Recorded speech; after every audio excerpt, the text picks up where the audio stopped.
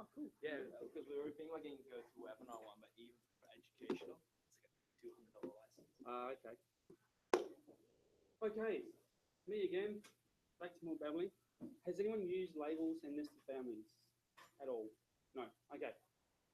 Principle is you can nest families inside net families, which is great. What you want to then be able to do with them is swap them out. So a really good use for this would be, for example, a door. You might have a door which looks like that, but not all doors in your project will have a door panel with a viewing glass in it. It might be a solid panel, or it could be a louver door, or it could be just glass with no frame, anything. So with nested families and labels, what you can do is you can have all those panels in the one family, and by using the label toggle, you can just swap them in and out through a schedule or in the project. Right? So what we'll do, go to families.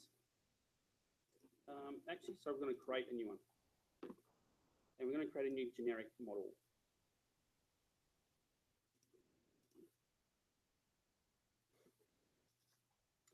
So the naming is going to be quite generic and broad, but I'm just going to show you the principle of it. So I'm all about showing you guys how to do it, and you can run off and have a play around and do what you want to do. I didn't bring a family. Okay, so what we're going to do is just save that off now. So we're going to save that as a family, I guess, to the desktop, Steve. Is that okay? Yep. And just call that parent family.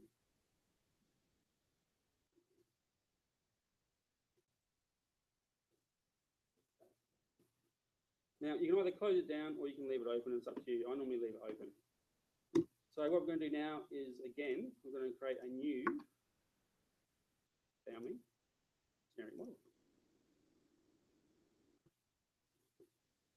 So, of course, if you're doing doors, it'll be a door category family. If you're doing furniture, it'll be a furniture category family. So what we're going to do is just going to make a cube. So make a cube about 1 meter by 1 meter and 1 meter. Yep, so meter, meter, meter. And we'll put in parameters for height, width, and length. So I just do reference planes, and I can mirror these around. Does everyone use shortcut keyboards here? You can. On the white thing, it's using a few things.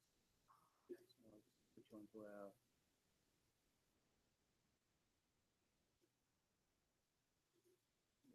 We tested 800 for that project. Okay. Cool. Try that. Okay. It'll look a bit weird on your screen. Oh, that's it. But let's see if that. Yeah. Let's do that, Revit.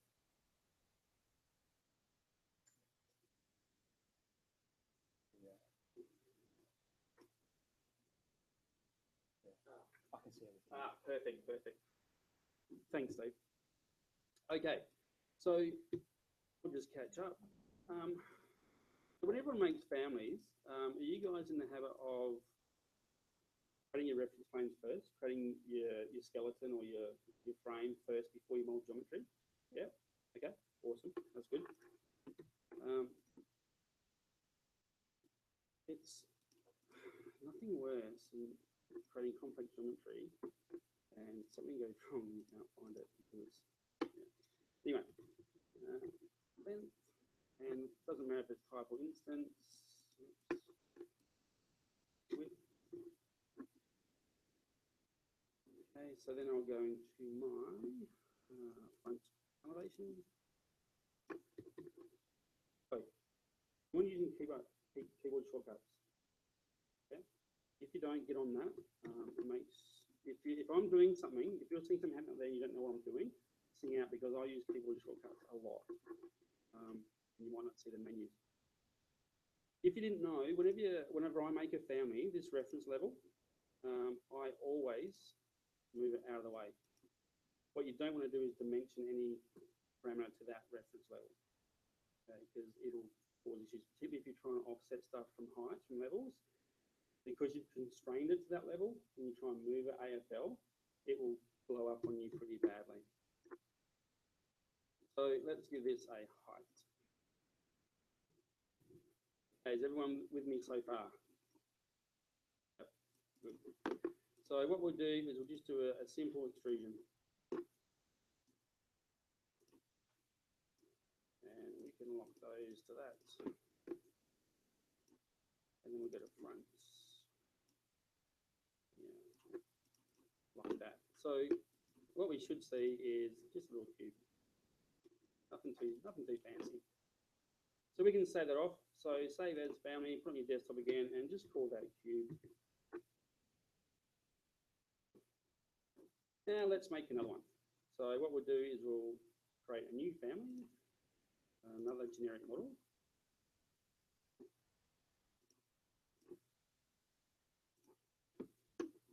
And we'll make a sphere. Oops, so I'll go to the front, doesn't really matter with this one. I'll go to the front. And just by habit, I'm going to drag that level back. So under sphere, anyone know how to make a sphere? No? Revolve? Yeah? So use your revolve button. So you put your boundary line in, a meter. We use this little button here, which is the center ends arc button. And what that'll do, that will snap the center line for us. And then we can draw from one end around to the other end. Doesn't really matter which side it flips to. And then you can just hit finish. Sorry, no you can't. You need to put in your axis line. Don't forget your axis line. And that'll go down the center. Everybody there? Is that fun? No one's screaming? Cool. So big green tick. And put your shadows on, and now we've got a ball, which you can't really see when you spin it because it's a sphere, which is a good thing. So we can then save that. So file, save as, family, and we'll just call that sphere desktop. Okay, so you can close that down. You don't need the sphere. You can close your cube down as well, if you want. Don't need the cube for now. So if you've left the parent family open, you should see at the top. If you haven't, open up the parent family again. I've intentionally missed something out. Does anyone know what I've missed out? No? Okay. When you nest families, if you want to use labels or tag them as individual elements, they must be shared. Okay? So, I'll show you how to do that. Open up your sphere, and then your properties, second from the bottom, little shared button. Just tick that and hit save. Open up your sphere, or your cube, sorry. And again, second one from the bottom, tick that shared button. Hit save. Now, we can go back to our parent family. Does everyone know that Control Tab toggles for open views? Yep, cool. In the parent family, you load those families in. So you can actually load it from your open sphere, load into project, pick the parent family, and there it is. You can place it on the crosshairs if you want. And then load your cube in, and you can see the cube there. You don't have to place it on top, you can actually place it anywhere you want, and then delete it. Everybody there? Am I going too fast? Okay. You place both of them and then you delete it too? Yeah, so you just delete it because you don't want to see it in the view. Yeah, okay. Now the reason we don't want to see it in the view is because we're going to apply a label to it. So if you look in your project browser under families, you will see that you should have two generic models. One's a cube and one's a sphere, which are the ones we've just made. Yeah. So here's where the tricky bit comes in. When we select the sphere, at the top, we've got this label parameter where it says none. So what we're going to do is give that a parameter name. So we're going to call that, I don't know, change shape or something like that. Doesn't matter if it's type or instance for what we're doing, but you can see down, third down, it says type of parameter. It is a family type generic model. Okay. So this label will swap anything in our family as long as it's a generic model. If you had a casework family in here, it wouldn't work because you've got two different types of families, or two different types of categories, I should say. If you had a sink and a mattress casement, you couldn't actually apply this, but because of the same family types, this works really, really well. Under other, you can put it in graphics. I normally put this stuff in graphics because we're changing the way it looks. You can put it under identity data, other, you can put it wherever you like. I just normally do. Hit OK. So what you'll see now, when you select it, you've got this label, change shape button. If you deselect that, so you've got nothing selected, where are you? Where are you? Where are you? You have disappeared.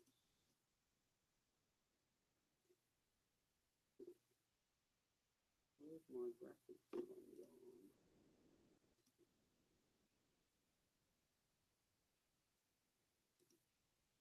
That's really odd. What should be in here is, under graphics, a label. No, sorry. Okay, it's in there because I made it a type. Sorry, my bad. So go up to your family types. So what you should be able to do now is you should be able to click that little spinner and hit Q and hit apply. And it will change it for you. That way. So you can have in this label, the beauty of this is you don't have to have a building family types. Right? So what I used to use this for, coming back from a hospital background, is we used to have a lot of hand basin or hand wash facilities. So you can have one of 7 different basins, one of 7 different tap sets, one of 7 different soap dispensers or paper towel dispensers, or whatever. So rather than having a family type which outlay every single combination of that, I use labels just to swap them in and out. Yeah? So likewise with the door, if you had 6 door panels, you only want 1 door family. You don't want to have 6 door families that has a different panel on each family. You just want the one, and you can just swap them out. So when you load that into a project, so if you open a project real quick, or create a new project, construction template should be fine, or architectural, whichever one you want. Let me load that into our project. So make sure you're loading the parent family in. And you'll see our little cube there, and you can drop these around if you want.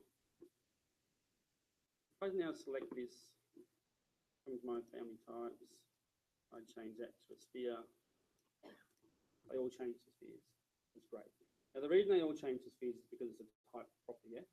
If I change that back to instance, you can have 6 families, but a different instance of each one. You can start to see the power of these labels now. It's really quite cool. So when we go into view, we create a schedule, and I believe we used a generic model. So I guess we can make family. Where was it? What do we call it? Chain.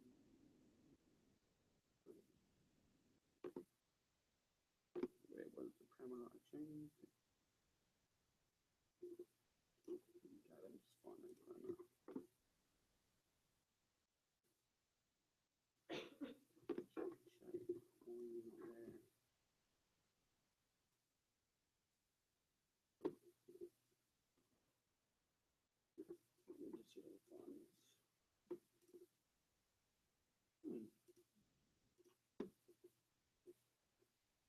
That's odd.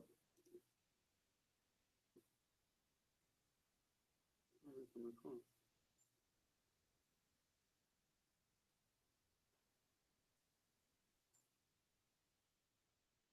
That's really odd.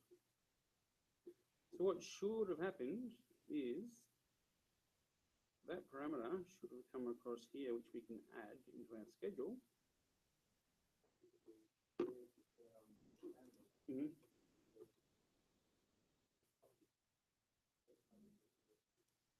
The parent doesn't need to be.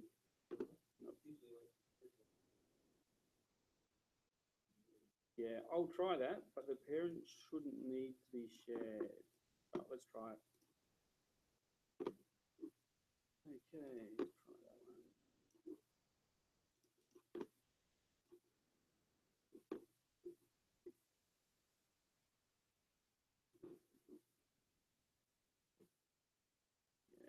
hasn't come through.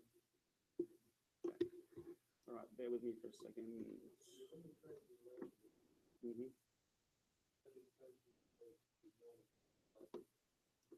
Mm-hmm. Oh, in the nested? Yep. Mhm. Come on. Oh, okay. Yep. Oh, that's from a from an external shared. So I need to create a shared parameter file for that to come in. Yeah, but you might actually be right. Let me just quickly do that.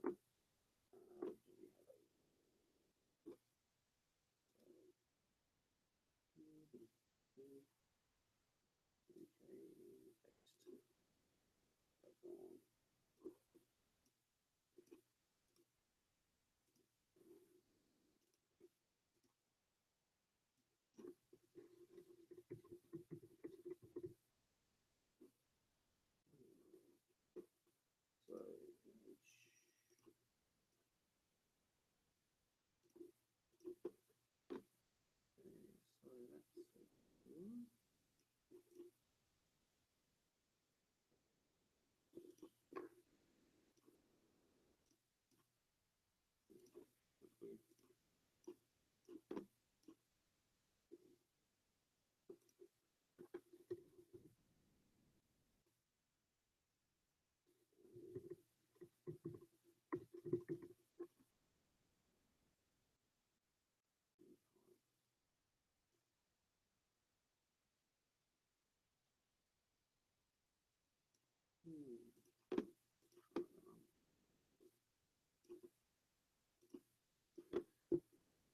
okay, so let's go into here.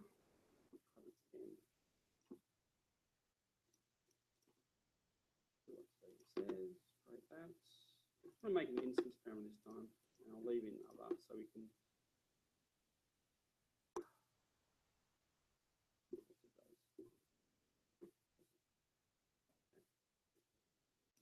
Where are we going? Sorry guys, it's been a long day.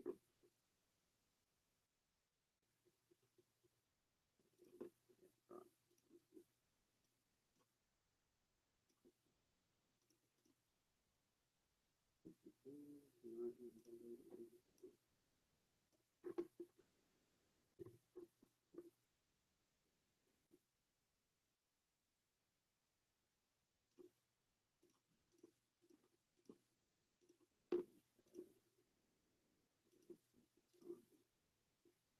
Cool. Okay. So we've got the two labels. So this one we can actually remove. So just test that works. No, it doesn't. And why doesn't it work? Anyone know why? Here's a different parameter, and it hasn't been added down here. So that's a good thing one to remember is when you change parameters in and out, you've got nested families in. If they've both been applied, the parameter's been applied to everything, and you then change that parameter, you then need to reapply that new one. It doesn't automatically update. Yeah.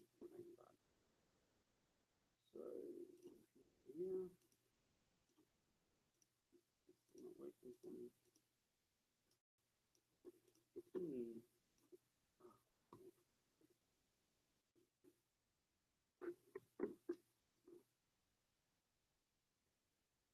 That. Okay, cool. So what should happen now is we now should have instances because we've created that shared parameter. The same principle, but rather than having the types, you can now have essentially the same family. It's all called parent family, but you can have different instances of those. So this is where your doors are really cool. So you can have just one door family with 30 different panels, 60 different frames, and you can swap them in and out. Yeah, which is what I used to use before, and also the hand washing facilities. My apologies, guys.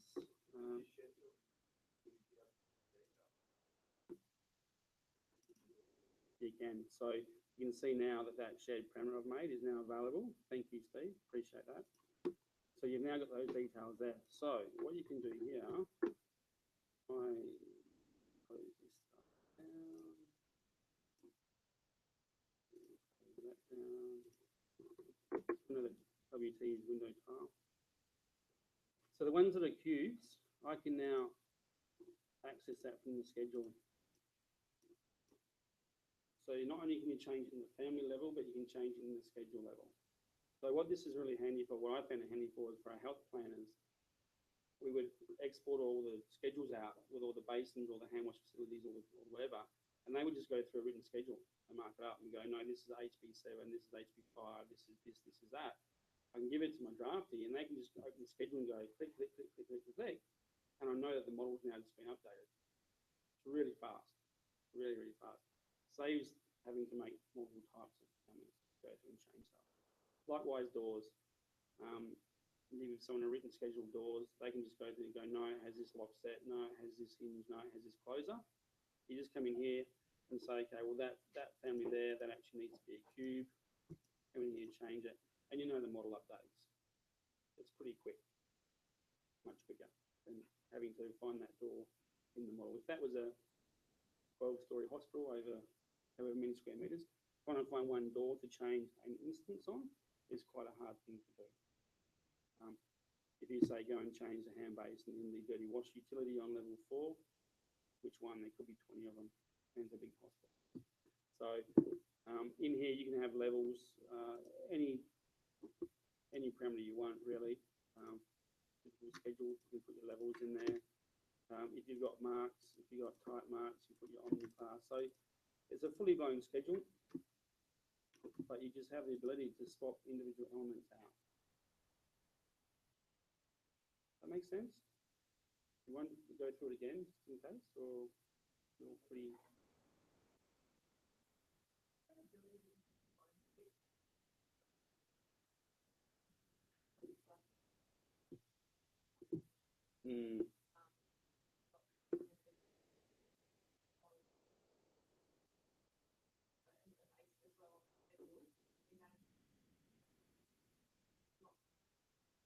No, I wish we could.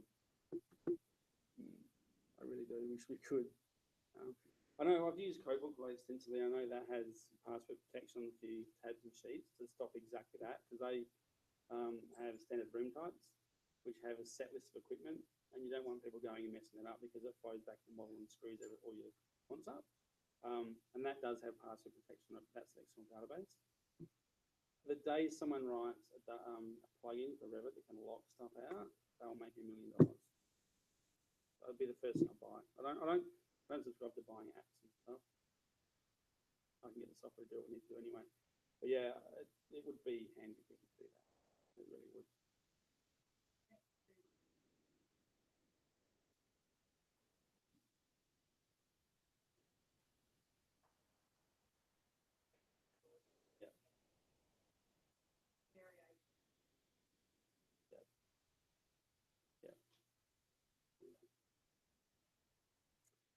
Yeah, the one trick with this is because we've nested the same category into one family, particularly for doors, that's a real problem, because if your parent family is a door and your frame is a nested door category family and your panel is a nested door category, when you do tag doors, you'll get 3 tags.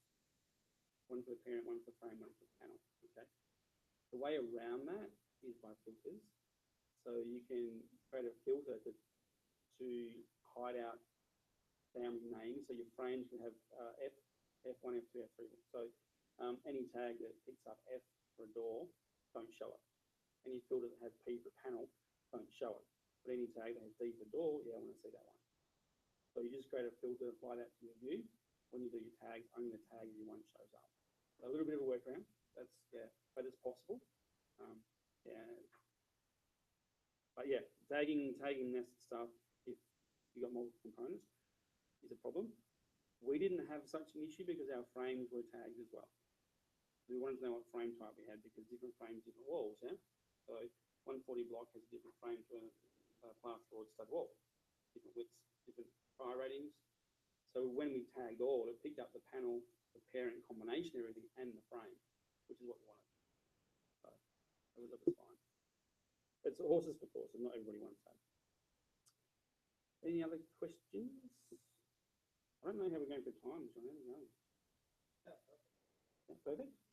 Is there anything, while I'm here, is there any other questions you've got that you don't have? You name it, I'll try and solve it. What do you want to know?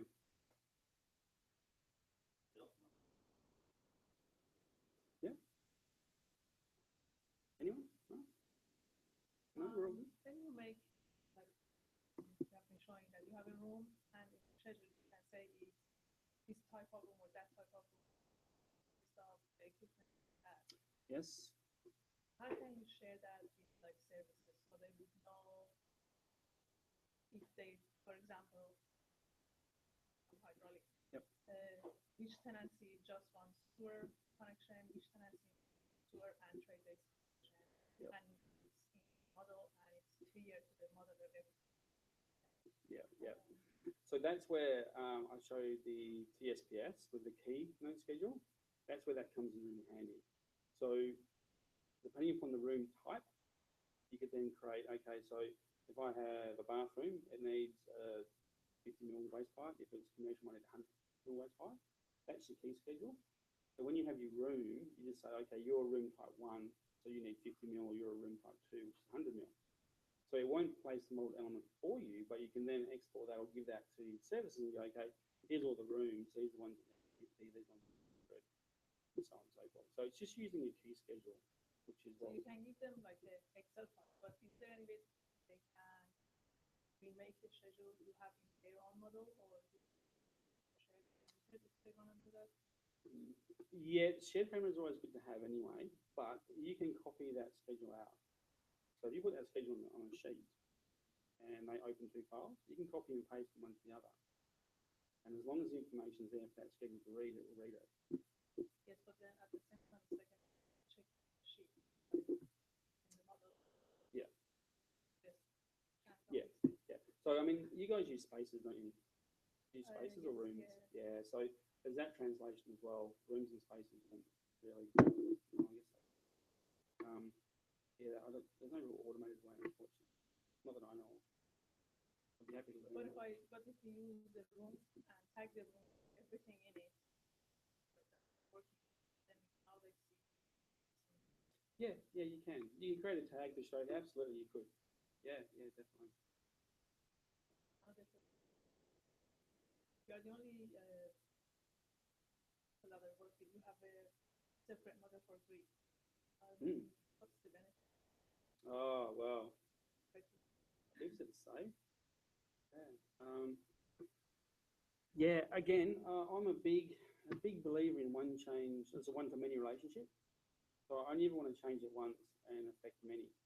So if I have one file that's externally located, if those grids need to update, I go to one file, update it, reload it, and updates everywhere. Yeah. In Revit, I know natively there's annotation that shows in a review, which is fine.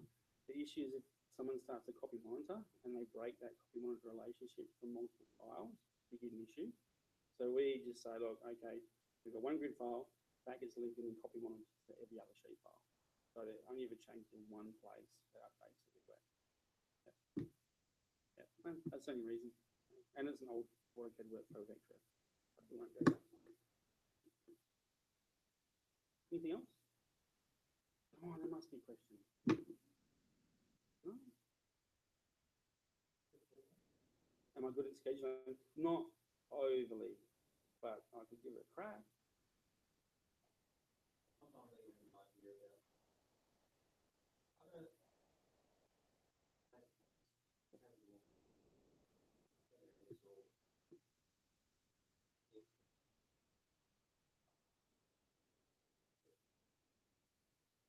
Okay. I've never used parts in my life. No need to. The reason being, the way we build stuff, we build it in layers. So if we've got a wall that's a blockwork wall with bearing channels and a finish, that's two separate walls. The blockwork's one, bearing channel and finish another one. So I can quantify those quite easily anyway. I don't need to use my parts.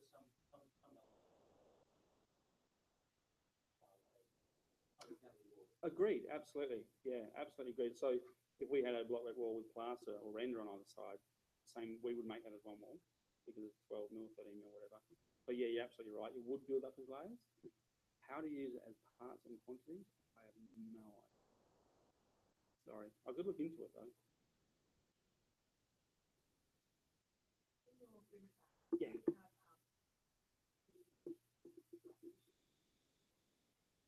Yep. Yep.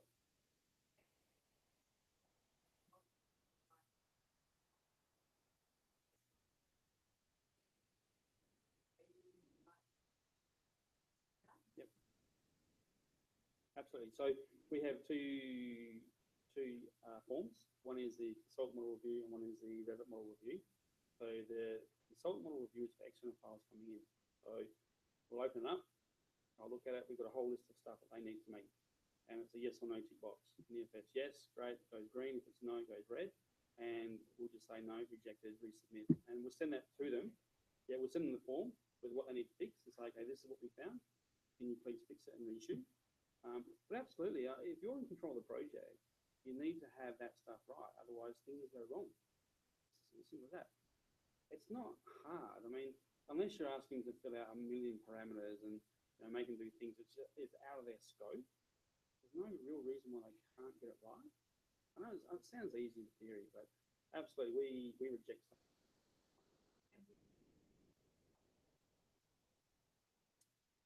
Yeah, so our process is every Thursday, 4 p.m.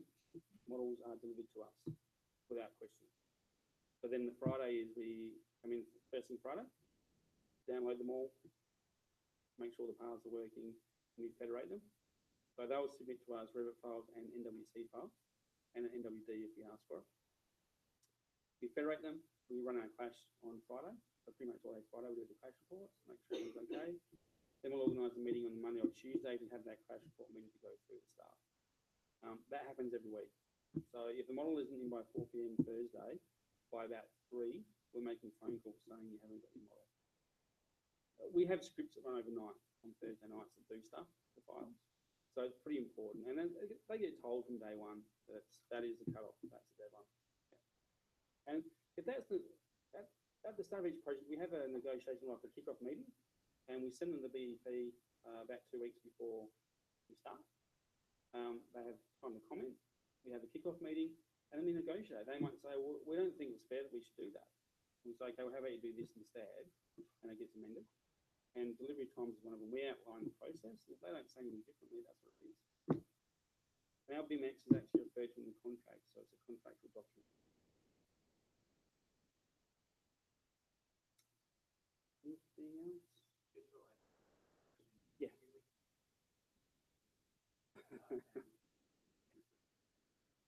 No, yes, we are trying to. No, they're not doing it. Yeah, it's. Who uses it? No, anyone use Tekla here? No? Okay, Tekla is a great still detailing software. Tekla does not use shared coordinates. So if you have your site that has shared coordinates, you issue to IFC from Tekla, bring it to Revit, it can't read the coordinate system. It's a nightmare. So even in Navis, when we export our Navis files, we use the shared coordinate export, not the internal coordinates. So we bring that in, and it's still, at least you can move it, but then you get the model next week and it moves back, and it's just a pain. But we're going through that pain at the moment. I mean, everything sounds easy, but IFC and Tekla into Revit, or yeah, it's just the shared coordinates. And I think I'm right in saying, I could be slanderous here, Autodesk are the only software that uses shared coordinates. Everything else uses 0, 0. So that's the problem. But yeah, so you're not alone. We're feeling the pain at the moment as well. And I feel sorry for still detailers. They do a really, really good job. But we just can't use their files. Yeah. Anything else? Apart from the stuff up, was that helpful? Does anyone think they can use that? That sort of workflow? So what I'll do, I haven't done it yet.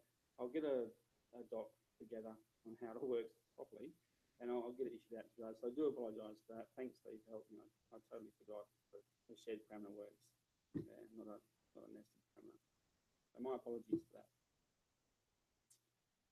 Are we done? You sure? Pizza's here? Yeah. Oh, sorry guys, you should have said. Sorry guys. Well, Q&A is pretty important, isn't it? It's very important, yeah. But so's hunger. Cheers, man.